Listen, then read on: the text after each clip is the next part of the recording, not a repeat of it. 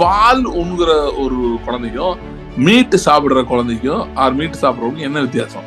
பல்லு இருக்கிறவன் தான் என்ன பண்ண முடியும்? கறியை கடிச்சு சாப்பிட முடியும். மீட் பலமான ஆகாரம்னு தமிழ் வந்துருச்சு. ஆனா அது மீட்டை தான் சொல்லுது. ஸோ இப்போ மில்க்கும் மீட் வித்தியாசம். வைல்டு அனிமல்ஸ் வந்து ஒரு பாயிண்ட் வெறும் பால் மட்டும் தான் குடிக்கும்.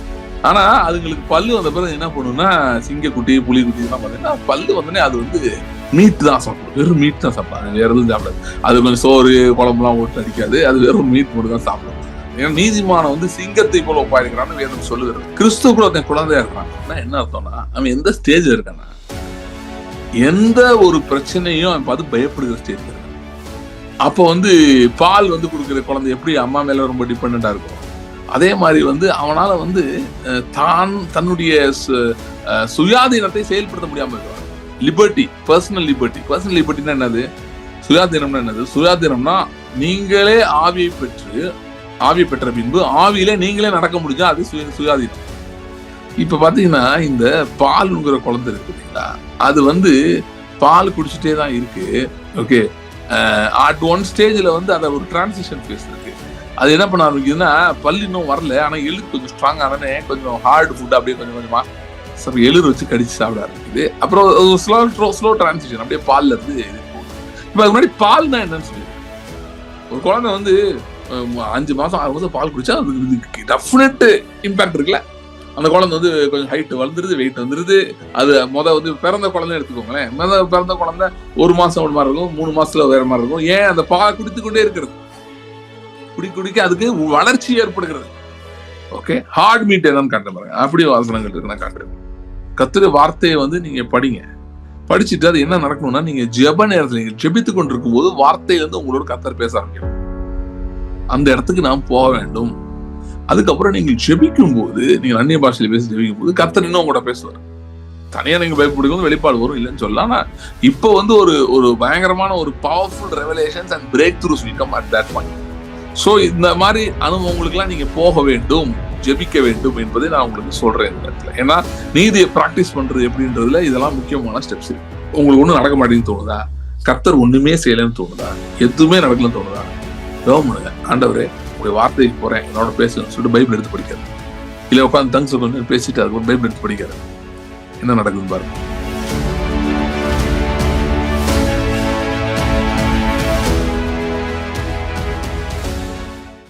சேலத்திலே சாட்டர்டே அண்ட் சண்டே நான் பேசுறேன். சேலத்துல வந்து அந்த சர்ச் டீடைல்ஸ் நான் குரூப்ல ஷேர் பண்றேன். சாட்டர்டே அண்ட் சாட்டர்டே வந்து full day I'm preaching in church. Pastor வெஸ்லியோட சர்ச்ல நான் பேசுறேன். ஃபுல் டே சாட்டர்டே பேசுறேன். ஃபுல் டே கான்ஃபரன்ஸ் மாதிரி இருக்கு. சண்டே ஆஃப்டர்நூன் வரைக்கும், காலையில இருந்து ஆஃப்டர்நூன் வரைக்கும் மீட்டிங் இருக்கு. ஓகே, அந்த சண்டே மீட்டிங் வந்து அது ஈஸ்டர் சர்வீஸ் மீட்டிங். அது வந்து லைவ் சர்வீஸ் வந்து மோஸ்ட்லி பண்ணுவோம். ஓகே, ஸோ அதனால வந்து லைவ் வந்து லிங்க் இருக்கும். அது நாங்க பண்ணல, அவங்க பண்றாங்க. இந்த லிங்க் உங்களுக்கு அனுப்பப்படும். ஸோ நீங்க அந்த குரூப்ல இருக்கும், அதை பார்த்துக்கலாம். ஸோ சண்டே ஈவினிங் நமக்கு அந்த ஈஸ்டர் அன்னைக்கு ஜூம் கிடையாது. ஸ்தோத்திரம் ஆண்டவரே, தேங்க்யூ லார்ட். ஆண்டவர் இந்த நாளில் எங்களோட பேசும்படியாக நாங்கள் ஜெபிக்கிறோம். ஆண்டவர் வல்லமையுள்ள உங்களுடைய வார்த்தை எங்களை நோக்கி புறப்பட்டு வரும்படியாக நாங்கள் ஜெபிக்கிறோம். Thank you Lord, thank you Lord, thank you Lord, thank you Lord. தீமைகளை நன்மையாய் மாற்றுகிற தேவன் ஆண்டவர், அப்படி தீமைகளை நன்மையாய் மாற்றுகிறவர் எங்கள் வாழ்க்கையிலே கிரியை செய்யக்கூடியா நாங்கள் ஜெபிக்கிறோம். இன்றைக்கு தீமையாய் காணப்படுகிற காரியங்கள், எதிர்மறையா இருக்கிற சூழ்நிலைகள் மாறும்படியாய் இயேசுவின் நாமத்தில் நாங்கள் ஜெபிக்கிறோம். Thank you Lord. ஆண்டவரே, உங்களுடைய கரம் கிரியை செய்வதாக. உடைய வலது கரம், வல்லமையால் நிறைந்திருக்கிற உடைய வலது கரம் கிரியை செய்ய முடியாது நாங்கள் ஜெபிக்கிறோம். Thank you Lord, thank you Lord. தொடர்ந்து எங்களோட பேசுவீராக. Thank you Lord, thank you Lord, thank you Lord. இயேசு கிறிஸ்துவின் நாமத்தில் ஜெபிக்கிறோம் பிதாவே, ஆமென். போன மீட்டிங்ல வந்து இந்த நீதியை பத்தி நம்ம பார்த்தோம். ஓகே, சோ அதுவே நம்ம இன்னும் தொடர்ந்து நம்ம பார்க்கலாம். இந்த நீதியினுடைய காரியங்கள், அதாவது நான் வந்து இந்த பிசாசின் தந்திரங்கள்னு பேசினேன். அதுல வந்து நம்ம அந்த சர்வாயுத வர்க்கத்துல இருக்க காரியங்கள் பார்த்துட்டு வந்தோம். ஃபர்ஸ்ட் வந்து அந்த ஆவியின் பட்டயத்தை பத்தி, அதுல ஆசீர்வாதம் எப்படி ஆவியின் பட்டயமா செயல்படுதுன்றதை பார்த்தோம். அடுத்து நீதி பத்தி பார்த்தோம். ஸோ நீதி, ஏன்னா நீதி என்னும் மார்க்கவசம். ஓகே, அது ரொம்ப முக்கியமானது. ஸோ அதை பேஸ் பண்ணி நீதி போன வாரம் நம்ம பார்க்க முக்கியமான ஒரு சப்ஜெக்ட். ரொம்ப தொடர்ந்து அதை பார்க்கலாம். வேதத்துல வந்து நீதி எப்படி வெளிப்பட்டு இருக்கு, ஓகே, தேவ நீதி அப்படின்றது எப்படி வெளிப்படுது அப்படின்றத நம்ம பார்க்கலாம். ரோமர் 5 அதிகாரம் 17 வசனம் போன நீதி ஆகியவின் பரிபூர்ணம் கிருபை ஆகியவின் பரிபூர்ணத்தை பெறுகிறவர்கள் கிறிஸ்துவன் ஒருவராலே ஜீவனை அடைந்து ஆளுவார்கள் என்பது அதிக நிச்சயமாமே. அப்ப அந்த நீதின்றது வந்து என்ன பண்ணுது அப்படின்னா தேவன் முன்பாக நிற்க வைக்குது அப்படின்றது மட்டும்தான் சில பேர் புரிஞ்சுக்கிறாங்க. அதாவது நம்மளை பரிசுத்தவங்களாக்கிடுச்சுன்னு சொல்லி அது அது கரெக்ட் தான். ஆனா எதற்காக நாங்கள் தேவன் முன்பாக நிற்கிறோம் என்பது மிக முக்கியம். தேவன் முன்பாக நம்ம நிற்கிறோம்னா அதாவது என்ன சொல்றாங்கன்னா, நம்ம வந்து தேவன் முன்பாக நம்ம ஏற்றுக்கொள்ளப்பட முடியாத நிலைமையில இருந்தோம், ஆனா இப்பொழுது நாம் ஏற்றுக்கொள்ளப்பட்டிருக்கிறோம் தேவன் முன்பாக அப்படின்றது ஒரு பெரிய விஷயம். ஒண்ணு கரெக்ட் தான். ஆனா ஏன் ஏற்றுக்கொள்ளப்பட்டிருக்கிறோம் அப்படின்றது, அதாவது தேவ நீதி என்பது என்ன செய்யுதுன்னா, பாவியா இருக்கிற ஒருவன் அவன் தேவ கோபாக்கினைக்கு பாத்திரவான் அப்படி இருக்கிற ஒருவனை எடுத்து அவனை ராஜா ஆக மாட்டுகிறது. அவனை ஜஸ்ட் வந்து அதாவது பாவம் மன்னிக்கப்பட்ட நிலைமை மட்டும் இல்ல, அவனை ராஜாவாக மாற்றுகிறது. வெளிப்படுத்தல் 1:5 உண்மையுள்ள சாட்சியும் மரித்தோரிலிருந்து முதற் பிறந்தவரும் பூமியின் ராஜாக்களுக்கு அதிபதியமாகிய இயேசு கிறிஸ்துவினாலும் உங்களுக்கு கிருபையும் சமாதானமும் உண்டாவதாக. நம்மிடத்தில் அன்பு கூர்ந்து நமது இரத்தத்தினாலே நம்முடைய பாவங்களற நம்மை கழுவி நம்முடைய பிதாவாகிய தேவனுக்கு முன்பாக நம்மை ராஜாக்களும் ஆசாரியர்களும் ஆக்கின அவருக்கு மகிமையும் வல்லமையும் என்றென்றைக்கும் உண்டாயிருப்பதாக. ஆமேன். அதாவது நம்மிடத்தில் அன்பு கூர்ந்து நம்முடைய பாவங்கள நம்மை கழுவி, அதான் சொன்னேன். தேவ நீதின்றது வந்து ஒரு மனுஷனை வந்து பாவங்களற கழுவுற அந்த ப்ராசஸ்ல ஸ்டார்ட் ஆகுது. கழுவி தேவனுமாக நிறுத்துறது. ஆனா அவனை எப்படி போய் நிறுத்துதுன்னா, ஏதோ அவன் நிரபராதி அப்படின்னு மட்டும் நிறுத்தல, அவனை எப்படி கொண்டு போய் நிறுத்துகிறது என்று சொன்னால் அவனை ராஜாவாக நிறுத்துகிறது. சோ வி ஸ்டார்ட் ஃப்ரம் அந்த சின்னர்ன்ற இடத்துல ஸ்டார்ட் ஆகிறோம். ஆமா, உண்மைதான். ஆனா நம்ம எங்க போய் முடிவடைகிறோம் என்று சொன்னால் ராஜாவாக முடிவடைகிறோம், ஆளுகை செய்கிறோம். அதுதான் ரோமர் 5:17 கிருபை நீதியாகிவின் பரிபூரணத்தையும் கிருபை ஆகிவின் பரிபூரணத்தை பெறுகிறவர்கள் ஜீவனை அடைந்து ஆளுவார்கள் என்பது அதிக நிச்சயமாமே என்று சொல்லி முடிகிறது. சோ இந்த நீதி வந்து ஆள வைக்கிற தேவ நீதி. அதாவது ஒரு குப்பையில கிடக்கிறவன கீழே கிடக்கிறவன் எடுத்து அவனை ஆள வைக்கிற தேவ நீதி. தாவீது சொல்கிறான், சிறியவனை புலியிலிருந்தும் எளியவனை குப்பையிலிருந்தும் உயர்த்தி அவனை பிரபுக்களோடும் ஜனத்தின் அதிபதிகளோடு உட்கார செய்கிறார்கள். அதான் அப்படிப்பட்ட நீதியாய் அது இருக்கிறது. சோ இது வெறுமனே வந்து ஏதோ பாவத்தை மன்னிச்சிட்டாரு அப்படின்றது கிடையாது. அதிகாரம் ஆளுகை நமக்கு கொடுக்கிற நீதியாக இருக்கிறது. சோ அது ரொம்ப முக்கியமானது. சோ இது அப்படிப்பட்ட நீதி. இது it makes you rain with Christ. கிறிஸ்துவுடனே கூட ஆளுகை செய்யும்படி நம்ம வைக்கிறது. சோ அது ரொம்ப முக்கியமானது. சோ இந்த நீதி வேதத்திலே வெளிப்பட்ட சில பகுதிகள் அதை நம்ம பார்க்கலாம். அதுக்கு முன்பாக வந்து இப்ப வந்து என்னன்னா, இன்னொரு காரியத்தை ரொம்ப தெளிவுபடுத்திட்டு போலாம். அது என்னன்னு பாத்தீங்கன்னா, இப்ப நிறைய பேர் வந்து கிறிஸ்துவை, ஆண்டவராக இயேசு கிறிஸ்துவுடைய அவருடைய தன்மையை பற்றி பேசும்போது ஒரு புறத்தை தான் காட்டுறாங்க. ஒரு புறம்னா என்னன்னா, அவர் இந்த பூமியில இருந்தப்ப வந்து அவரு பூமியில இருந்தப்பே வந்து ஒரு புறத்தை தான் காட்டுறாங்க. இயேசு வந்து தேவ அன்பை வெளிப்படுத்தினார், பிதாவை வெளிப்படுத்தினாரு. ஓகே, ஆமா, பிதாவை தான் வெளிப்படுத்தினாரு. தேவாலயத்துல யாரை வெளிப்படுத்தினாரு? புரியுதா? அங்கேயும் பிதாவை தான் வெளிப்படுத்தினாரு. பழையெல்லாம் கவுத்தி போட்டாரு, அங்க யாரை வெளிப்படுத்திட்டு இருந்தாரு? பிதாதான் வெளிப்படுத்தினாரு. அப்ப எல்லாத்தையும் பிதாதான் வெளிப்படுத்தினாரு. இப்ப இந்த ஏரோதை பார்த்து சொல்றாரு, நான் இன்னைக்கு நாளைக்கு ஒரு ஊழியம் செய்து 3ஆவது நாள் நிறைவேறவேன் என்று சொல்லி போய் அந்த நரிக்கு சொல்லுங்கன்னு சொன்னாரு. ஓகே,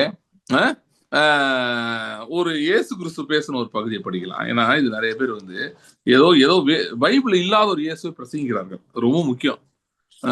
உலக ஒரு பெரிய ஒரு வஞ்சனையாக இருக்கிறது. ஜனங்களை வந்து மதியினத்துக்குள்ள நடத்துறதுக்கு ஒரு காரியத்தை அனைவரும் செய்து கொண்டிருக்கிறார்கள். ஆகவே அதை வந்து நம்ம ஒரு படிக்கலாம். மத்தேயு 11ஆம் அதிகாரம், இதெல்லாம் பைபிள்ல இருக்கு. இயேசு வந்து பூமியில இருக்கும் போதே பேசினது. மத்தேயு 16ஆம் அதிகாரம், அதுல 16ல இருந்து வாசிங்க. மத்தேயு 11:16. இந்த சந்ததியை யாருக்கு ஒப்பிடுவேன்? சந்தை வெளிகளில் உட்கார்ந்து தங்கள் தோழரை பார்த்து, உங்களுக்காக குழல் ஊதினோம், நீங்கள் கூத்தாடவில்லை, உங்களுக்காக புலம்பினோம், நீங்கள் மாரடிக்கவில்லை என்று குறை சொல்லுகிற பிள்ளைகளுக்கு ஒப்பாயிருக்கிறது. எப்படி எனில் யோவான் போஜனபானம் பண்ணாதவனாய் வந்தான். அதற்கு அவர்கள், அவன் பிசாசு பிடித்திருக்கிறவன் என்றார்கள். மனுஷகுமாரன் போஜனபானம் பண்ணுகிறவராய் வந்தார். அதற்கு அவர்கள், இதோ போஜன பிரியனும் மதுபான பிரியனுமான மனுஷன் ஆயக்காரருக்கும் பாவிகளுக்கும் சிநேகிதன் என்றார்கள். ஆனாலும் ஞானமானது அதன் பிள்ளைகளால் நீதியுள்ளதென்று ஒப்புக்கொள்ளப்படும் என்றார். அப்பொழுது தமது பலத்த செய்கைகளில் அதிகமானவைகளை செய்ய கண்ட பட்டணங்கள் மனந்திரும்பாமற் போனபடியினால் அவைகளை அவர் கடிந்து கொள்ள தொடங்கினார். கோராசினே உனக்கு ஐயோ, பெத்சாயிதாவே உனக்கு ஐயோ, உங்களுக்கு செய்யப்பட்ட பலத்த செய்கைகள் தீருவிலும் சீதோனிலும் செய்யப்பட்டிருந்தால் அப்பொழுதே இரட்சிக்கப்பட்டு சாம்பலில் உட்கார்ந்து மனந்திரும்பி இருப்பார்கள். நியாய தீர்ப்பு நாளிலே உங்களுக்கு நேரிடுகிறதை பார்க்கிலும் தீருவுக்கும் சீதோனுக்கும் நேரிடுகிறது லகுவாயிருக்கும் என்று உங்களுக்கு சொல்லுகிறேன். வான பரியந்தம் உயர்த்தப்பட்ட கப்பர்நகூமே, நீ பாதாள பரியந்தம் தாழ்த்தப்படுவாய். உன்னில் செய்யப்பட்ட பலத்த செய்கைகள் சோதோமிலே செய்யப்பட்டிருந்தால் அது இந்நாள் வரைக்கும் நிலைத்திருக்கும். நியாய தீர்ப்பு நாளிலே உனக்கு நேரிடுகிறதை பார்க்கிலும் சோதோம் நாட்டிற்கு நேரிடுவது லகுவாயிருக்கும் என்று உங்களுக்கு சொல்லுகிறேன் என்றார். இப்ப பாத்தீங்கன்னா இது 2-3 பட்டணங்கள் இயேசு சொல்றாரு. எப்படி பேசுறாரு பாத்தீங்கல்ல, அன்பாவா பேசிட்டு இருக்காரு. ஏன்னா அவர் அற்புதம்லாம் செஞ்சு அவங்க விசுவாசிக்கல. அற்புதம்னா பயங்கரமான அற்புதம் செஞ்சு அவர் விசுவாசிக்கல. சோ இப்படி உங்களை பத்தி பேசுறாரு. அதே மாதிரி பாத்தீங்கன்னா இன்னும் சில பட்டணங்களை பத்தி பேசுறாரு.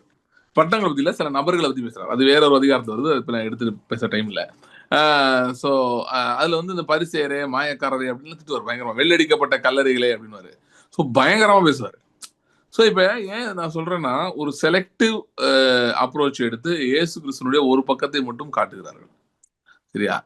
ஆனா அவருக்கு இன்னொரு பக்கம் இருக்கு. இந்த பக்கம் எல்லாம் இருக்கு, இங்கே இருக்கு. நீங்க எங்க போய் ரிசர்ச் எல்லாம் பண்ண தேவையில்ல, இருக்கு, பைபிள் இருக்கு.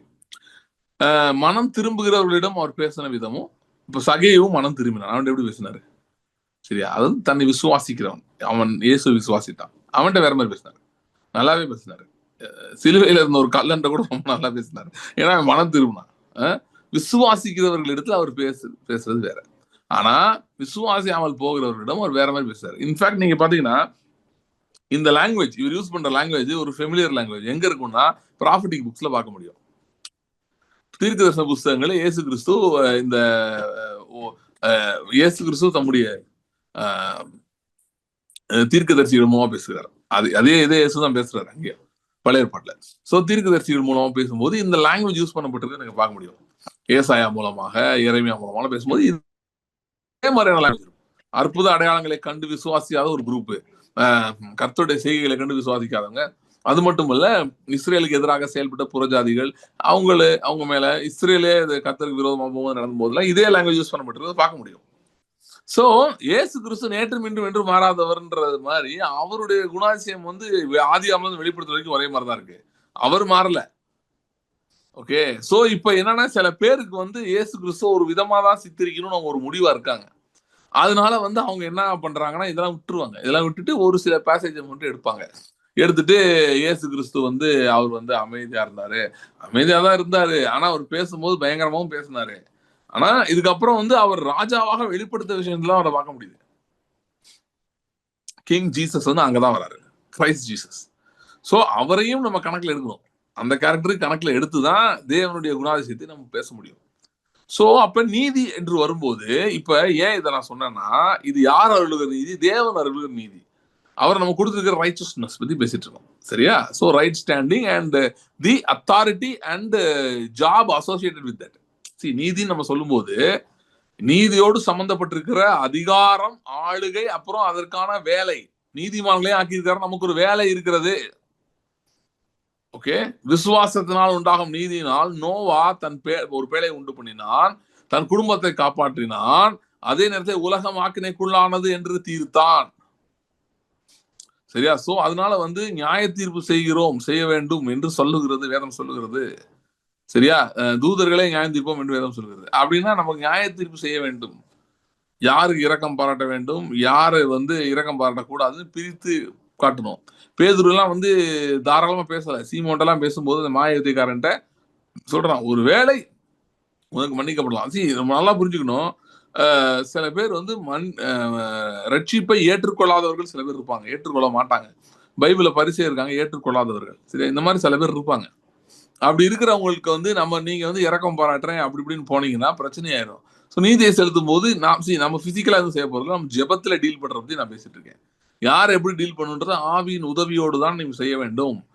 ஸோ நம்மளா ஏதாவது தோன்ற மாதிரி சரி இவங்க பாவம் அவங்க பாவம் அப்படிலாம் நினைக்க கூடாது. நிறைய நேரம் ஜனங்கள் இருதயத்தில் இருக்கிறது நமக்கு தெரியாது, ஏமாற்றப்படுவீர்கள். ஸோ அதனால வந்து நீங்க ஜாக்கிரதையா இருக்கணும், ஜெபத்தோட ஹேண்டில் பண்ணணும் ஜனங்களை, தேவ ஞானத்தோட ஹேண்டில் பண்ணணும். ஓகே, ஸோ இப்ப நீதி பத்தி பேசுறதா என்ன இவ்வளவு வந்துட்டு இருக்கேன். ஸோ ஏன்னா நீதி அப்படின்னு சொல்லும்போது பாத்தீங்கன்னா அது வந்து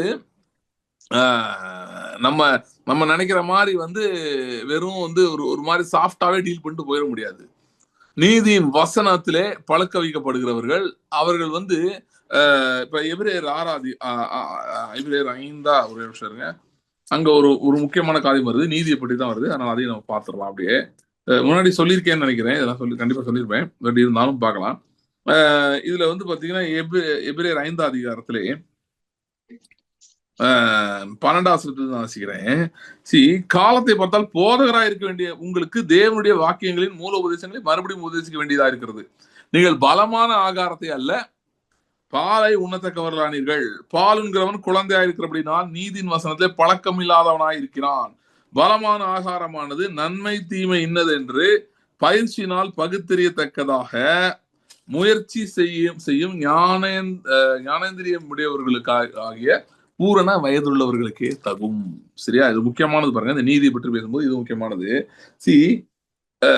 இது ரொம்ப லோடட் இந்த பேசேஜ். இதுல நிறைய விஷயங்கள் இருக்கு, ஒன்னொன்னா பார்ப்போம். 11 இருந்தே கூட பார்க்கலாம். 10 மெல்கிசேதேக்கின் முறைமையின்படி பிரதான ஆசாரியர் என்று தேவனால் நாம பிரிக்கப்பட்டார். இந்த மெல்கிசேதேக் எப்படி நம்ம விஸ்தாரமா பேசலாம். நீங்கள் கேளில் மந்தமுள்ளவர்களானபடியால் அது விளங்க பண்ணது அரிதா இருக்கும். அதாவது நீதியை பத்தி பேசும்போது யார் வர்றா சீன்ல? மெல்கிசேதேக். ஏனென்றால் மெல்கிசேதேக் என்றால் நீதியின் ராஜா என்ற அர்த்தம். சமாதானத்தின் ராஜா, அப்புறம் சாலமின் ராஜா சமாதானத்தின் ராஜா, மெல்கிசேதேக் என்பதற்கு நீதியின் ராஜா, king of righteousness, king of justice அப்படிலாம் சொல்லலாம். நீதியின் ராஜா, நியாயத்தின் ராஜா என்று சொல்லலாம். சோ மெல்கிசேதேக் இங்க வர்றாரு. மெல்கிசேதேக் பைபிள் எங்க வந்தாரு? மெல்கிசேதேக் பைபிள் எங்க வராரு? இதுக்கு முன்னாடி ஆதியாகமம் 14 நீங்க நோட் பண்ணிக்கோங்க.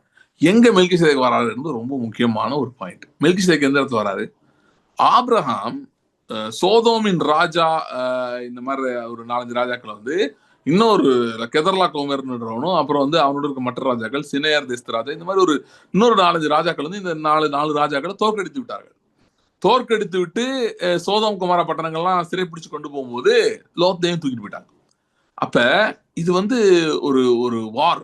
ஓகே, சோ இப்ப நன்மை தீமை பகுத்தறியத்தக்கவர்கள் அப்படின்னா என்னன்னா, இப்ப எப்ப யுத்தத்துக்கு போகணும் எப்ப யுத்தத்துக்கு போக கூடாதுன்னு தெரியணும். இப்ப ஆபிரகாம் பாக்குறான் இது யுத்தத்துக்கு போக வேண்டிய காலம் அப்படின்னு சொல்லி இமிடியேட்டா அவன் யுத்தத்துக்கு போறான். ஏன்? அவனுடைய சொந்தக்காரனான லோத்தை வந்து மீட்டுக் கொள்வதற்காக. சோ ஒரு யுத்தத்துக்கு போறான், போராடி அந்த யுத்தத்தில் ஜெயம் எடுத்து எல்லாத்தையும் மீட்டு கொண்டு வந்துட்டான். அப்படி மீட்டு கொண்டு ஒரு ஜெயம் எடுத்து வரும்போது மெல்கிசேதேக் வந்து மீட் பண்றாரு.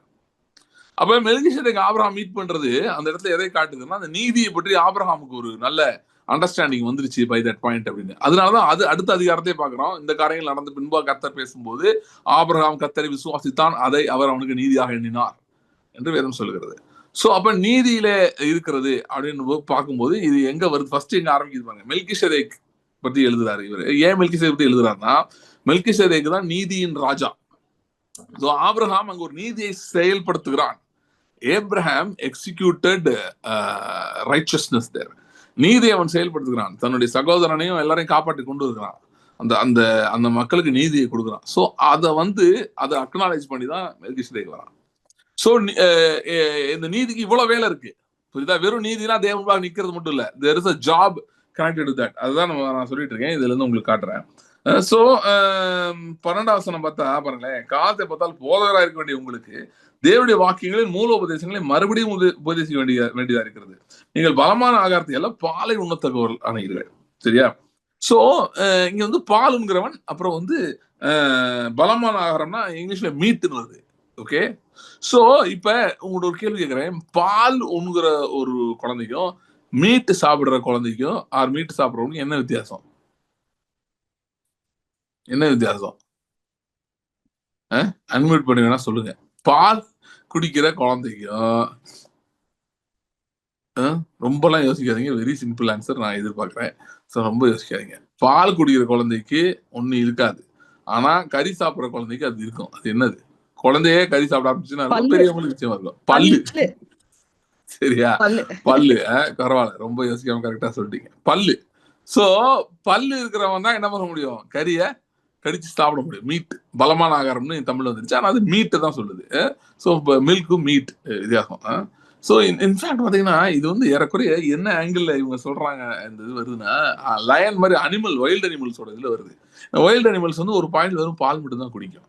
ஆனா அதுங்களுக்கு பல்லு வந்த பிறகு என்ன பண்ணும்னா சிங்கக்குட்டி புலிக்குட்டி இதெல்லாம் பாத்தீங்கன்னா பல்லு வந்தோடனே அது வந்து மீட் தான் சாப்பிடும். வெறும் மீட் தான் சாப்பிடும். அது வேற எதுவும் சாப்பிடாது. அது கொஞ்சம் சோறு குழம்புலாம் போட்டு அடிக்காது. அது வெறும் மீட் மட்டும் தான் சாப்பிடும். சோ இது வந்து அந்த ஒரு கான்டெக்ட்ல வந்திருக்கு. ஏன்னா நீதிமான் வந்து சிங்கத்தை போல ஒப்பாயிருக்கிறான்னு வேதம் சொல்லுகிறது. நிறைய கம்பேரிசன்ஸ் இருக்கு பைபிள்ல. ரைச்சியஸ் மேன் வந்து லயனுக்கும். ஸோ இந்த மீட் ஓகே இது ரொம்ப முக்கியமானது. ஸோ இந்த ரைச்சஸ்னஸ் வந்து யாருக்கு முடியுமா? பல்லு இருக்கிறவங்க தான் முடியுமா? அதை போதிக்க முடியுமா? அதை அவன் சாப்பிட முடியுமா? இல்லைன்னா பாலே குடிச்சு உட்காந்துருக்குது. ஓகே இப்போ வந்து பாத்தீங்கன்னா கிறிஸ்துவ கூட ஒருத்தன் குழந்தையா இருக்கான் அப்படின்னா என்ன அர்த்தம்னா அவன் எந்த ஸ்டேஜ்ல இருக்கானா எந்த ஒரு பிரச்சனையும் அவன் பார்த்து பயப்படுகிற ஸ்டேஜ்ல இருக்கான். சரியா? அப்போ வந்து பால் வந்து கொடுக்குற குழந்தை எப்படி அம்மா மேல ரொம்ப டிபெண்டா இருக்கும். அதே மாதிரி வந்து அவனால வந்து தான் தன்னுடைய சுயாதீனத்தை செயல்படுத்த முடியாம இருக்கிறான். Liberty personal liberty. பர்சனல் லிபர்ட்டினா என்னது? சுயாதீனம்னா என்னது? சுயாதீனம்னா நீங்களே ஆவியை பெற்ற பின்பு ஆவியில நீங்களே நடக்க முடிஞ்சா அது சுயாதீனம். அதுதான் where of the spirit of the Lord is there is liberty. Liberty and the spirit are connected. Okay so இந்த அதான் நிறைய சொல்லி லிபர்ட்டினா நம்ம நினைக்கிற லிபர்ட்டி கிடையாது. It's talking about spirit man let people. அவங்க தான் லிபரேட்டட் பீப்புள். ஆவி மனிதனால் நடத்தப்படுகிறவர்கள் விடுதலையாக்கப்பட்டவர்கள். ஓகே ஸோ ஆவி மனிதனால் நடத்தப்படுகிறவர்கள் அவர்கள் வந்து எப்படி பார்ப்பாங்க பிரச்சனையை? இவங்க தான் நீதியை செயல்படுத்துறவங்க, நீதியில வாழ்றவங்க. ஓகே இவங்க எப்படி பிரச்சனைகள் பார்ப்பாங்க? இவங்க எப்படி ஒரு காரியத்தை பார்ப்பாங்க அப்படின்னா இவர்கள் யோசுவா காலேஜ் சொல்றான் பாருங்க. அவன் நமக்கு இரையாவான். யாரு? அந்த ராட்சதன் அந்த கானானியர் அவனுக்கு வந்து நமக்கு இரையாவார்கள். தாவீது கேட்கிறான் இந்த பெலிஸ்தனை கொன்று இஸ்ரவேலை நிந்தை நீக்கிறவனுக்கு என்ன செய்யப்படும்? அங்க மற்றவெல்லாம் பால் உண்கிறவன். சவுல்ல இருந்து ராஜாவா இருக்காரு. அவர்ல இருந்து அவ்வளவு பேரும் மில்க் பேபிஸ். அவங்க வந்து ஐயோ சொல்றாங்க. அவங்க சொல்றாங்க கண்டீர்களா இஸ்ரவேலை நிந்திக்க வந்து நிக்கிறான். எவ்வளவு பெரிய பிரச்சனை பாருங்க பிரதர். எவ்வளவு பெரிய சூழ்நிலை பாருங்க. என்ன பண்றது? நமக்கு இப்படிதான் இருக்கு. இதுதான் வந்து பால் உண்கிறவர்கள் பேசுகிற பேச்சு. ஐயோ மாறவே இல்லையே, நம்மளும் இவ்வளவு நாளா ஜோம் பண்ணிட்டு இருக்கோமே, எல்லாமோ எல்லாம் செஞ்சு பாக்குறேன் ஒண்ணுமே நடக்கலையே. இது வந்து பால் உண்கிறவனுடைய பேச்சு. நீதியின் வசனத்திலே பழக்கம் இல்லாதவன் அவன் பேசுகிற பேச்சு. ஓகே நீதியில இருக்கிறவன் அவன் வந்து எப்படி பேசுவான்? நீதி எக்ஸிக்யூட் பண்ற எப்படி பேசுவான்னா சரி நல்லா கவனிங்க. நான் ஒரு அடுத்த ஒரு முக்கியமான சொல்ல போறேன். நான் என்ன சொல்லலைன்னா நான் வந்து நீங்க இந்த மாதிரிதான் பேசணும்னு மட்டும் சொல்லலை. ஓகே தாவீது மாதிரி பேசணும். சில பேருக்கு என்னன்னா உள்ளுக்குள்ள எதுவும் மாற்றம்லாம் ஏற்படல. வாயில மட்டும் தாவீது மாதிரி பேசுறேன்றாங்க. கஷ்டம் பேச முடியாது. ஓகே நான் அது அடுத்து வர்றேன். அதுக்கு அது எப்படி அதை மூவ் பண்றதுன்றதுக்கு வர்றேன். ஸோ இப்போ என்னன்னா ஆனா ஃபர்ஸ்ட் இதை சொல்லிடுறேன். டிஃபரன்ஸ் சொல்லிடுறேன். பால் உண்கிறவன் அவனால கடிச்சு சாப்பிடுற லெவல் அவன் இல்லை. ஓகே இதோ உன்னை புதிதும் கூர்மையுமான போரடிக்கும் கருவியாக்குவேன். நீ வந்து மலைகளை பதறாக்கி போடுவாய். அதெல்லாம் வந்து அந்த மலைகளை பெயர்த்து சவுத்துல போடுறது. அதுதான் இந்த மாதிரி வேற விதத்துல இங்க சொல்லப்பட்டிருக்குது. சோ மலைகளை வந்து பதறாக்கி போடுவாய். சோ அதனால வந்து இந்த மாதிரிதான் நீதியின் ஜனங்கள், நீதி பெற்றவர்கள் இல்லைன்னா நீதியிலே வாழ்கிறவர்கள், நீதியை உடையவர்கள் இப்படிப்பட்டவர்களாய் தான் இருப்பார்கள். மலைகளை பதறாக்கக்கூடியவர்களாய் இருப்பார்கள். ஓகே அதெல்லாம் கடிச்சு துப்பி ஒண்ணுலாம் ஆக்கிடுவாங்க. ஏன்னா பல்லு ஸ்ட்ராங்.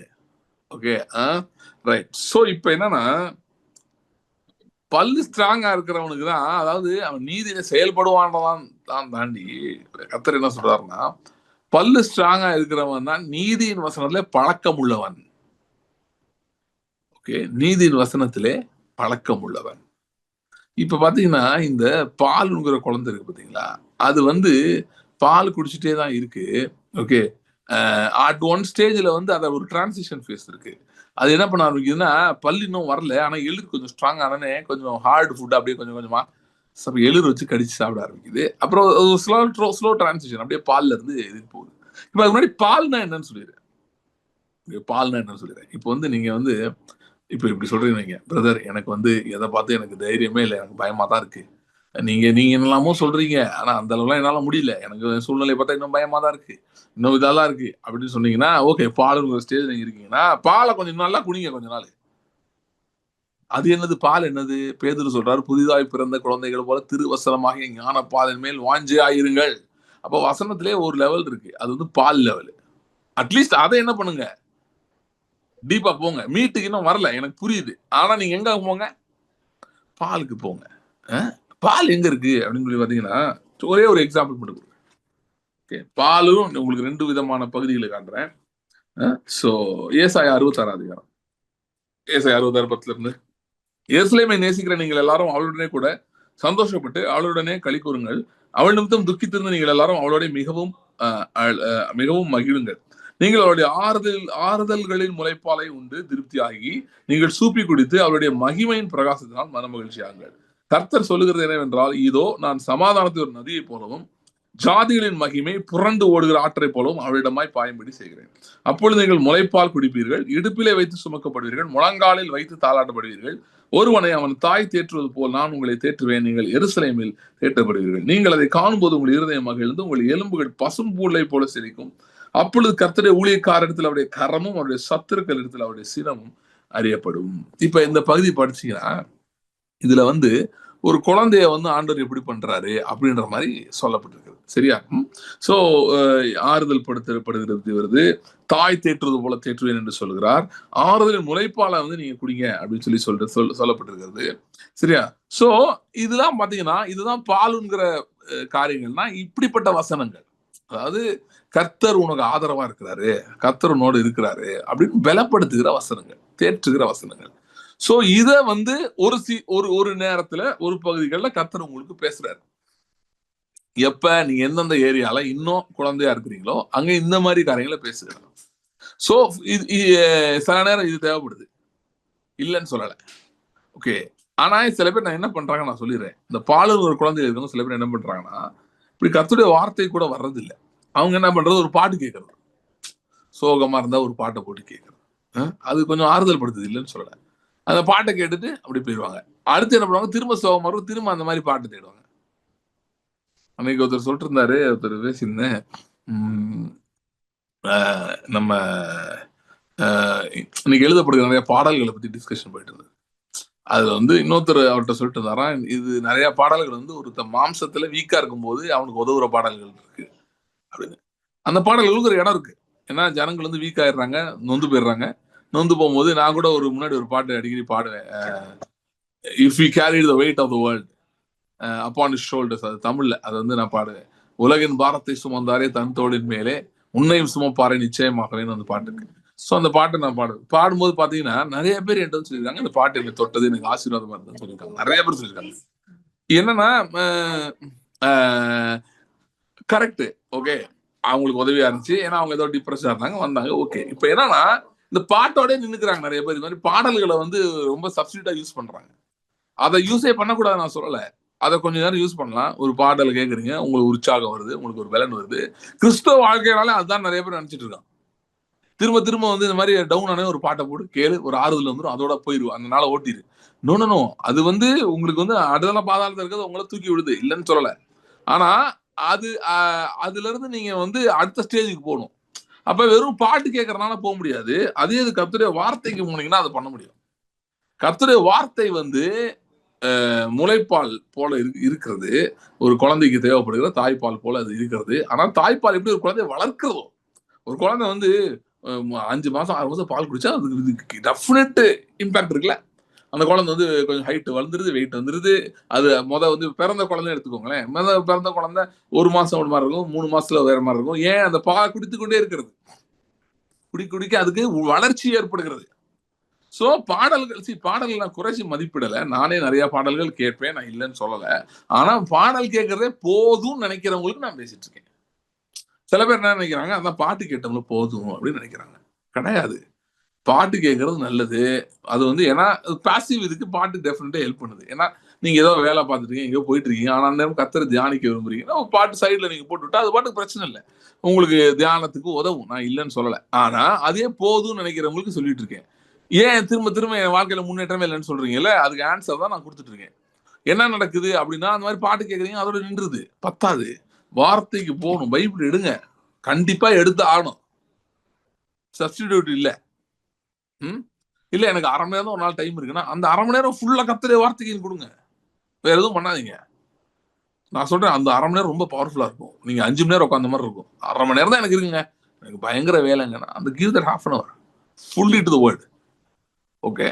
பைபிள் படிக்க எனக்கு அவ்வளவுதான் டைம் இருக்குன்னா பரவால்ல. படிங்க. சோ, இப்ப பாத்தீங்கன்னா, வசனம் வந்து என்ன பண்ணுதுன்னா, நீங்க அதே அத படிக்க, அப்படியே தியானிக்க, நீங்க ஜெபத்தோடு இத படிக்கும்போது இது என்ன பண்ணுதுன்னா, இது உங்களுக்குள்ள போய் உங்களுக்குள்ள பேச ஆரம்பிக்குது. சரி இன்னொன்னு சொல்றேன் பாருங்க. பைபிள் படிக்கும்போது உங்களுக்குள்ள அது பேசணும். அதுவரைக்கும் நீங்க படிக்கணும். இல்லன்னா அது வேஸ்ட். ஆழமா பேசணும். சும்மா ஏதோ மேலோட்டமா ஏதோ ஒரு ஒரு ஒரு இது வந்துச்சு. இல்ல, இல்ல. Go deep. Spend time and go deep till the word starts talking to you. Starts convincing you. ஏன்னா, நீங்க இந்த முளைப்பால் சாப்பிட்டுட்டே இருந்தீங்கன்னா, திருவசனம் வாங்கி முளைப்பால் சாப்பிட்டே இருந்தீங்கன்னா, நீங்க நிச்சயமா எங்க போயிருவீங்க கொஞ்ச நேரத்துல? ஹார்ட் மீட் சாப்பிடுற இடத்துக்கு வந்துருவீங்க. ஓகே. ஹார்ட் மீட் என்னன்னு காட்டுறேன் பாருங்க. அப்படி வசனங்கள் இருக்கு நான் காட்டுறேன். மீகா 5ஆம் அதிகாரம் 7ஆம் வசனம். யாக்கோபிலே மீதியானவர்கள் கர்த்தரால் இருக்கிற பனியை போலவும் மனுஷனுக்கு காத்திராமலும் மனுப்புத்திற்கு தாமதியாலும் பூண்டுகள் மேல் வருகிற மலைகளைப் போலவும் அநேக ஜனங்களின் நடுவிலே இருப்பார்கள். யாக்கோபிலே மீதியானவர்கள் சிங்கம் காட்டு மிருகங்களுக்குள்ளே இருக்கிறதுக்கு சமாதானமாகவும் சமாதானமாகவும் கடந்து போய் மிதித்து தப்பிப்பார் இல்லாமல் பீறி போடுகிற பால சிங்கம் ஆட்டு மந்தைகளுக்குள்ளே இருக்கிறதுக்கு சமானமாகவும் ஜாதிகளுக்குள் அநேக ஜனங்களின் நடுவிலே இருப்பார்கள். இவங்கதான் righteousness people, heart meet. In fact இந்த இடத்துக்கு தான் எல்லாரும் வரணும்னு கர்த்தர் விரும்புகிறார். நீங்க எனக்கு பால் உண்கிற இடத்துல இருக்கலாம், ஆனா வெறும் பாலே உண்டு அப்படியே வாழும்னு கர்த்தர் விரும்புற. இயல்பாவே சொல்றேன். இப்போ ஒரு குழந்தை வளருதுன்னா எல்லாருமே கொஞ்ச நாள் அதுக்கு நல்லா பல்லு வரணும், அது நல்லா சாப்பிடணும்னு நினைப்பாங்க. இல்ல என் பையன் 10 வருஷமா பால் மட்டும் குடிச்சிருக்கணும் பாட்டில இருந்து யாரும் நினைப்பாங்களா? சோ அதே மாதிரிதான் பாருங்க, பல பகுதிகளில் நம்ம வந்து குழந்தைகளா இருந்தாலும் ரட்சிக்கப்படும் போது கொஞ்சம் கொஞ்சமா நீதியின் வசனத்தின் இடத்துக்கு வரணும்னு கர்த்தர் விரும்புகிறார். ஏன்னா இந்த இடத்துக்கு வந்தாதான் நீங்க வேலை பார்க்க முடியும். இன்னும் காலூன்று, அதாவது தாலாட்டப்படுவீர்கள் இடத்துல இருந்துட்டே இருந்தீங்கன்னு வைங்களேன், தாலாட்டிட்டே அவர் இருக்க வேண்டியதுதான், அப்படியே போகும். சரி நான் சொல்றேன், அதனால பாருங்க நான் ரொம்ப எம்பசிஸ் பண்ணிட்டு கர்த்தருடைய வார்த்தைக்கு சப்ஸ்டியூட்டே கிடையாது. கர்த்தருடைய வார்த்தைக்கு சப்ஸ்டியூட் கிடையாது. நல்ல நல்ல புக்லாம் யாரெல்லாம் எழுதலாம், நல்லதுதான். அதுல இருந்து உங்களுக்கு வெளிப்பாடுகள் வரலாம், எல்லாம் நல்லதுதான். ஏன் இந்த ஜூம் காலே உங்களுக்கு நல்லா இருக்கலாம், நல்லதுதான். ஆனா கர்த்தருடைய வார்த்தைக்கு சப்ஸ்டியூட் எதுவுமே கிடையாது. Nothing comes like you sitting with the word and meditating the word. ஏன்னா அது மட்டும்தான் உங்களுக்கு பாலை கொடுக்க முடியும். பாலை கொடுத்துட்டே அந்த பாலை தொடர்ந்து உங்களுக்கு கொடுத்து உங்களை அடுத்த ஸ்டேஜுக்கு கொண்டு போக முடியுது கர்த்தருடைய வார்த்தை தான். இப்ப நான் கர்த்தருடைய வார்த்தைன்னு சொல்லும்போது இன்னொரு இது இருக்கு. நான் பிராக்டிஸ் பண்றதெல்லாம் உங்களுக்கு முடிஞ்ச அளவு சொல்ல பாக்குறேன். ஏன்னா சிலர் விட்டு போயிருது.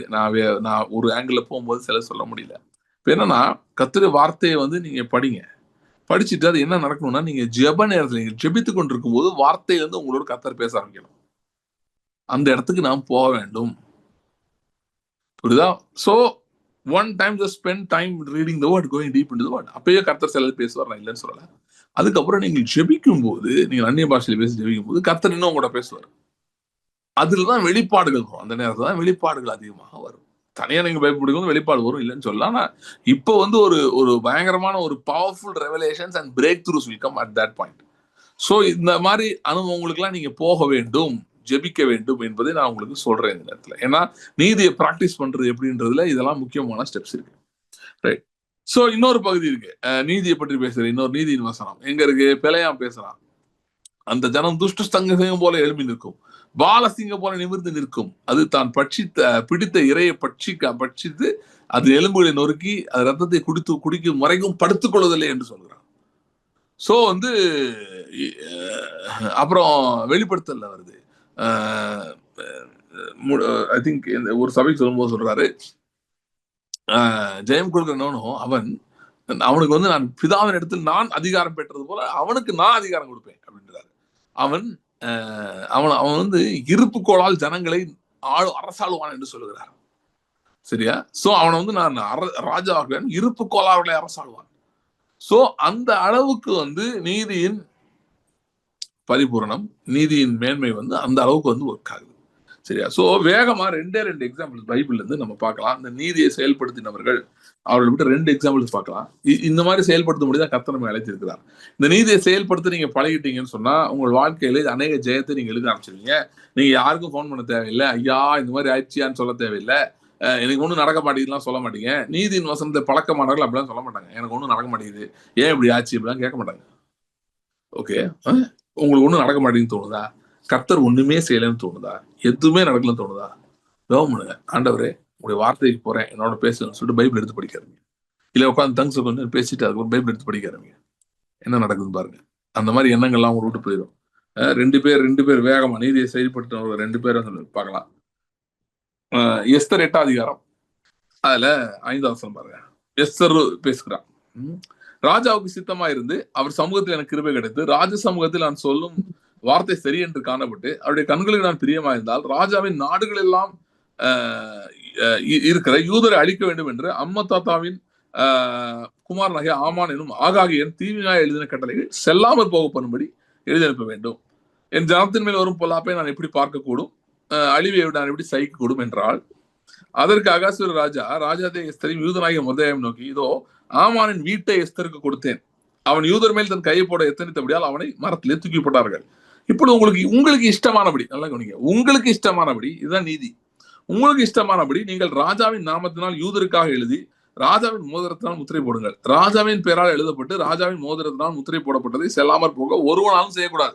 சீவான் மாதம் என்னும் 3ஆம் மாதம் 23ஆம் தேதியாக அக்காலத்தில்தானே ராஜாவின் சம்பரதியில் அழைக்கப்பட்டார்கள். மொர்தெகாய் கற்பித்தபடி எல்லாம் யூதருக்கும் இந்து தேசம் முதல் எத்தியோப்பியா தேசம் மட்டுமல்ல 127 நாடுகளின் தேசாதிபதிகளுக்கும் அதிபதிகளுக்கும் அதிகாரிகளுக்கும் அந்தந்த நாட்டில் வழங்கும் அட்சரத்திலும் அந்தந்த ஜாதியார் பேசும் பாஷையிலும் யூதருக்கும் அவர்கள் அட்சரத்திலும் அவர்கள் பாஷையிலும் எழுதப்பட்டது. அந்த கட்டளைகள் அகாசுர ராஜாவின் பெயரால் எழுதப்பட்டு ராஜாவின் மோதிரத்தால் முத்திரை போடப்பட்ட பின் குதிரைகள் மேலும் வேகமான ஒட்டகங்கள் மேலும் கோவேறு கழுதைகள் மேலும் ஏறி போகிற அஞ்சல்காரர் கையில கொடுக்கப்பட்டது. அவைகளில் அகாசுர ராஜாவுடைய எல்லா நாடுகளிலும் ஆதார் மாதம் என்கிற 12ஆம் மாதம் 13ஆம் தேதியாக அந்த ஒரே நாளில் அந்தந்த பட்டணத்தில் இருக்கிற யூதர் ஒன்றாய் சேர்ந்து தங்கள் பிராணனை காப்பாற்றவும் தங்கள் விரோதிகளும் சத்துருக்களும் ஆகிய ஜனத்தாரும் தேசத்தாருமான எல்லாரையும் அழிக்கவும், எல்லாரையும் அவர்கள் குழந்தைகளையும் ஸ்திரீகளையும் அழித்துக் கொண்டு நிர்மூலமாக்கவும் அவர்கள் உடைமைகளை கொள்ளையிடவும் ராஜா யூதருக்கு கட்டளையிட்டார் என்று எழுதியிருந்தது.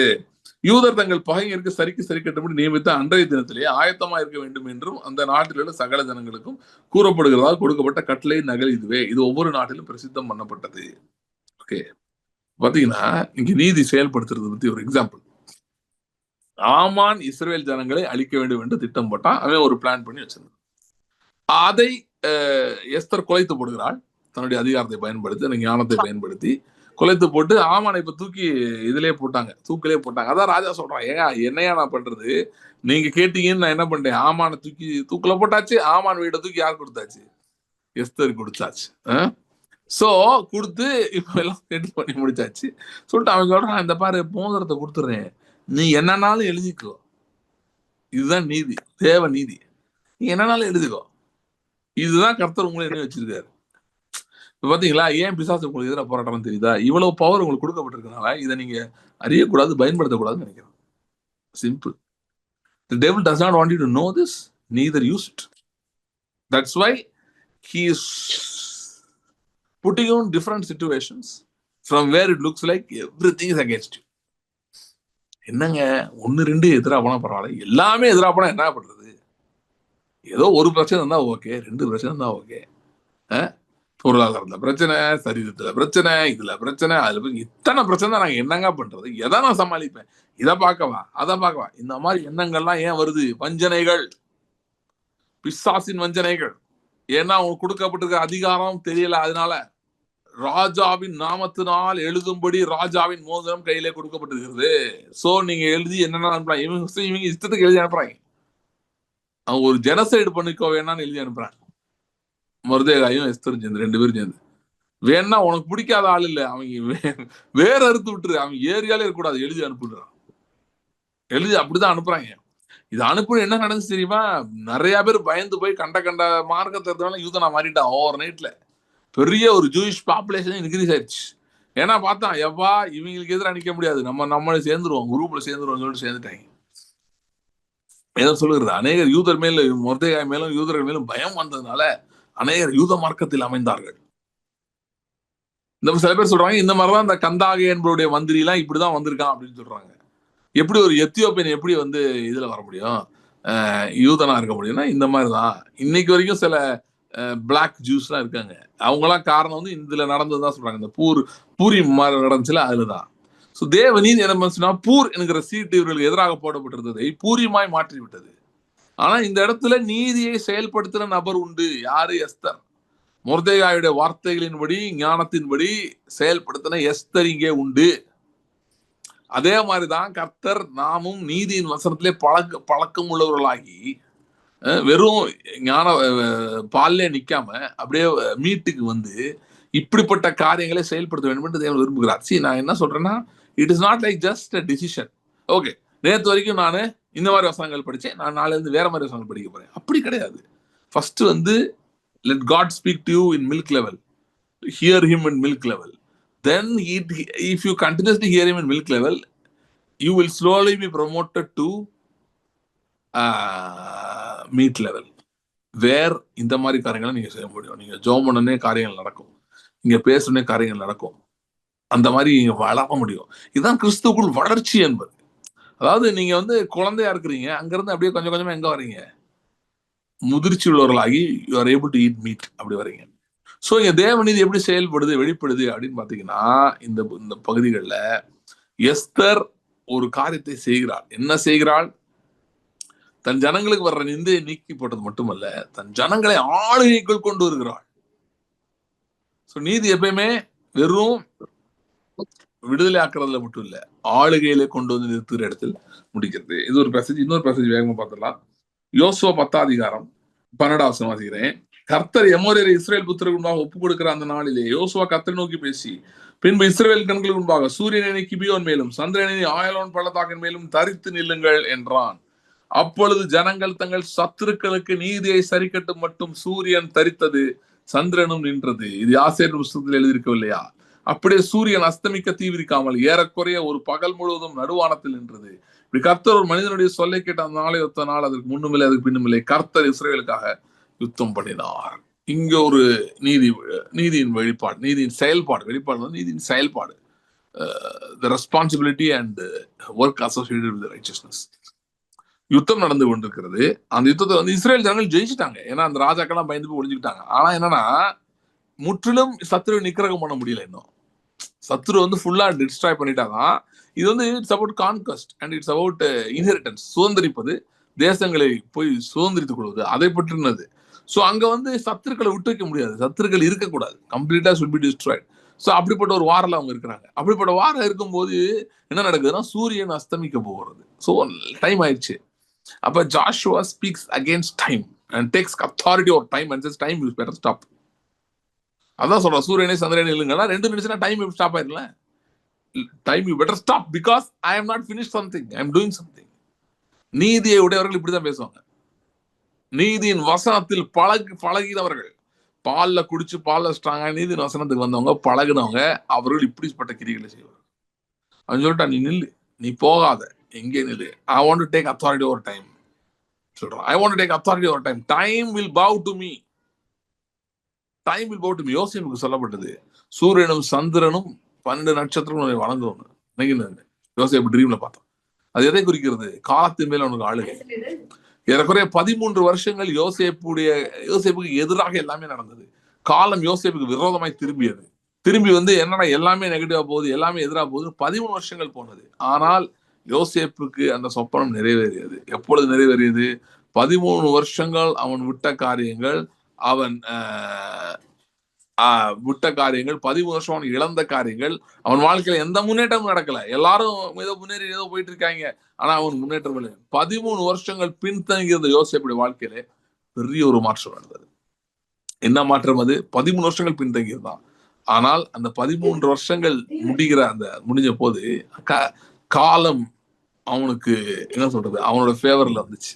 Time started to work for. In a short time he got a good job, he was elevated, and then he got married and he got 2 children. இதெல்லாம் within a short time நடந்தது. பஞ்சகாலம் வர்றதுக்கு முன்னாடி பிறந்தாங்களாம் 2 பிள்ளைங்க.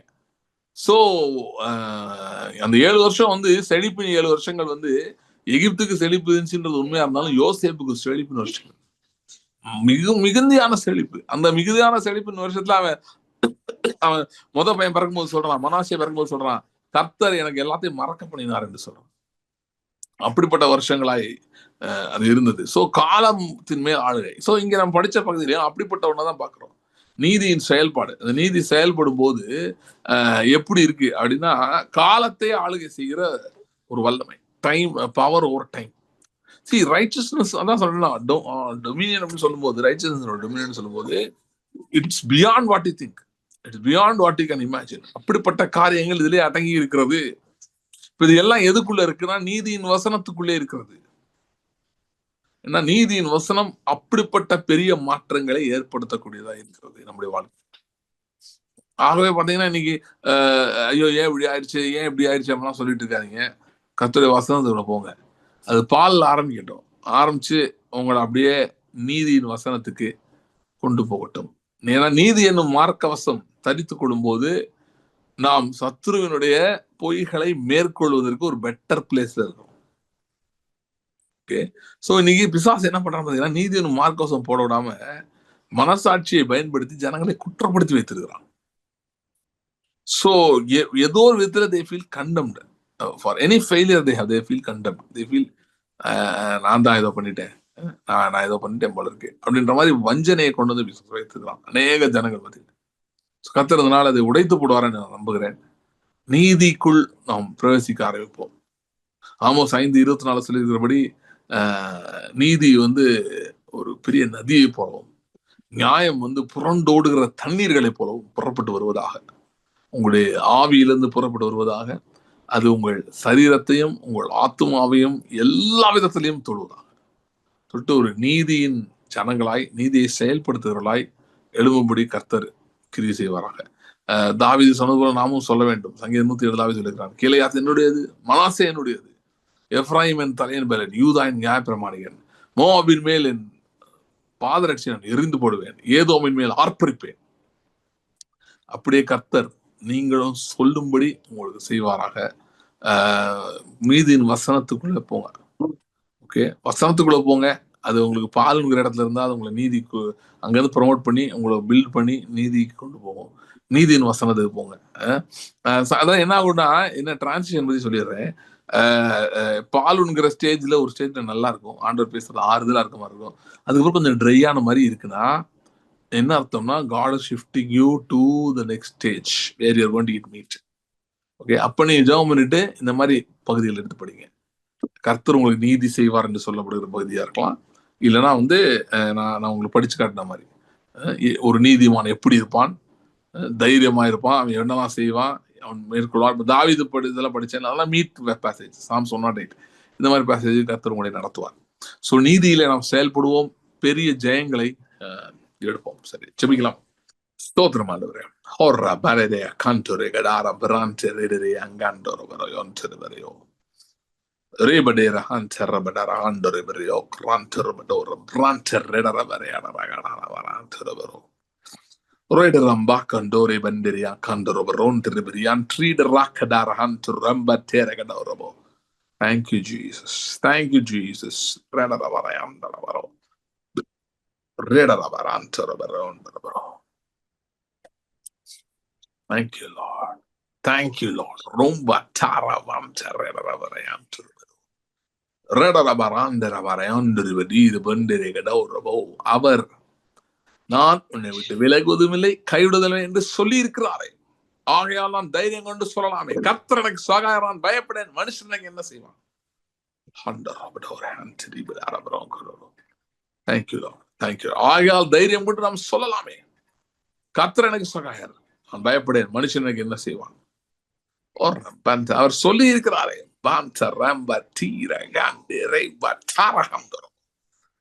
யாரெல்லாம் உடைய கரத்தை உணர முடியாத சூழ்நிலை இருக்கிறார்களோ, எனக்கு ஏதோ கர்த்தரே கைவிட்டது போல இருக்கிறது, எதுவுமே எனக்கு தெரியலையே, இப்படி ஒரு ஏதோ இருண்டது போல இருக்கிறது, என் கண்கள் அப்படியே மறைக்கப்பட்டது மாதிரி இருக்கு, எனக்கு ஒண்ணுமே தெரியல, ஏன் இப்படி இருக்கிறது, மனுஷனுடைய நிந்தனையின் பேச்சு என் காதுகளில் கேட்கிறது, இப்படிப்பட்ட நிலை இருக்கிறேன் என்று சொல்லுகிறவர்களுக்காக ஜெபிக்கிறேன். அவர் சொல்லி இருக்கிறாரே, அந்த வார்த்தை உங்களுக்கு பார்த்தா கர்த்தர் சொல்கிறார், நான் உன்னை விலகுவதும் இல்லை, உன்னை கைவிடுவதும் இல்லை என்று அவர் சொல்லி இருக்கிறாரே. கர்த்தர் கைவிடாமல் துணையாய் உங்களுக்கு உதவியாய் இருக்கிறதை பார்க்கும்படி உங்கள் கண்கள் திறக்கப்படுகிறது. அது மட்டுமல்ல, அவர் உங்களுக்கு துணையாய் உதவியாய் இருக்கிறார் என்பதை பார்க்கும்படி சில அதிசயங்கள், அற்புதங்கள் கர்த்தர் உங்கள் வாழ்க்கையில செய்கிறார்.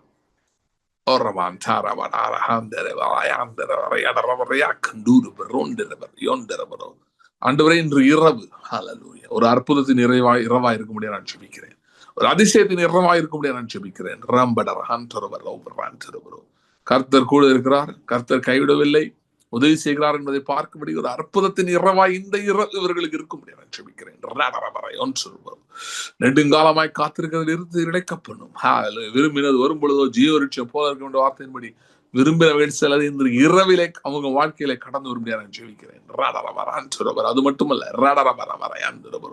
தூர தேசத்தில் வரும் நற்செய்தி விடாய்த்த ஆத்மாவுக்கு கிடைத்த குளிர்ந்த தண்ணீரை போல இருக்கும் என்ற வார்த்தையின்படி தூர தேசங்களில் நற்செய்திகள் வரும்படியா இயேசுவின் நாமத்தில் கட்டளையிடுகிறேன். தூர தேசத்து நன்மை நற்செய்திகள் வரும்படியா இயேசுவின் நாமத்தில் கட்டளையிடுகிறேன். Thank you, Lord.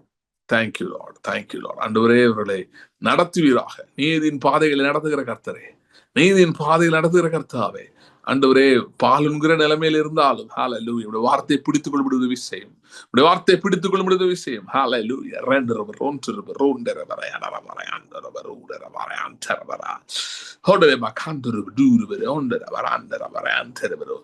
நான் சொல்றது நல்லா கவனிங்க. நீங்க பாலுங்கிற நிலைமையில இருக்கிறது ஏதோ அவமானமா நினைக்க வேணாம். கர்த்தர் அப்படி நினைக்கல.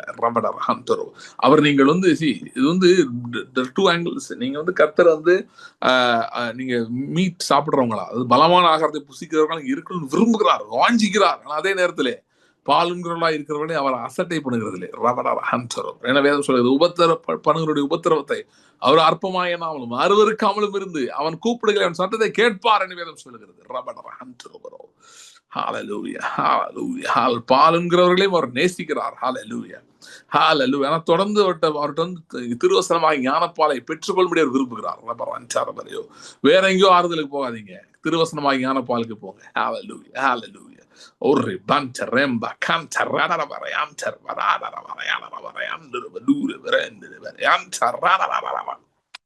Thank you, Lord. Thank you, Lord. Thank you, Lord.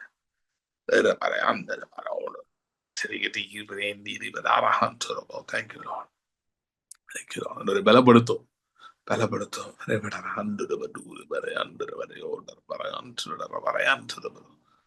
Hallelujah. Hallelujah. Hallelujah. Hallelujah. Hallelujah. Thank you, Lord. ஆறுதலின் சத்தம் கேட்கப்படுவதாக. அவர்களை பலப்படுத்தி நீதியின் வசனத்தை பழக்க வைக்கிற இடத்துக்கு, அதில் பழக்கப்படுகிற இடத்துக்கு இவர்களை கொண்டு செல்ல முடியாது நான் ஜெபிக்கிறேன். ஆசீர்வதிம்படி நடத்தும் இயேசு கிறிஸ்துவின் நாமத்தில் ஜெபிக்கிறோம் பிதாவே. ஆமென். ஆமென். சேலத்திலே சாட்டர்டே அண்ட் சண்டே நான் பேசுறேன். சேலத்துல அந்த சர்ச் டீடைல்ஸ் நான் குரூப்ல ஷேர் பண்றேன். Saturday and Saturday full day I'm preaching in church. Pastor வெஸ்லியோட சர்ச்ல நான் பேசுறேன். ஃபுல் டே சாட்டர்டே பேசுறேன். ஃபுல் டே கான்ஃபரன்ஸ் மாதிரி இருக்கு. சண்டே ஆஃப்டர்நூன் ஆஃப்டர்நூன் வரைக்கும், காலையில இருந்து ஆஃப்டர்நூன் வரைக்கும் மீட்டிங் இருக்கு. ஓகே, அந்த சண்டே மீட்டிங் அது ஈஸ்டர் சர்வீஸ் மீட்டிங். அது லைவ் சர்வீஸ் மோஸ்ட்லி பண்ணுவோம். ஓகே, ஸோ அதனால லைவ் லிங்க் இருக்கும். அது நாங்க பண்ணல, அவங்க பண்றாங்க. இந்த லிங்க் உங்களுக்கு அனுப்பப்படும். ஸோ நீங்க அந்த குரூப் இருக்கும், அதை பார்த்துக்கலாம். ஸோ சண்டே ஈவினிங் நமக்கு அந்த ஈஸ்டர் அன்னைக்கு ஜூம் கிடையாது. ஓகே, ஸோ அதான் மீட்டிங்காக ஜெபித்து கொடுங்கள். நீங்க சேலத்துக்கு வர முடிஞ்சா நீங்க வரலாம். அந்த டீடைல்ஸ் நான் உங்களுக்கு சொல்றேன். தேங்க்யூ. God bless you.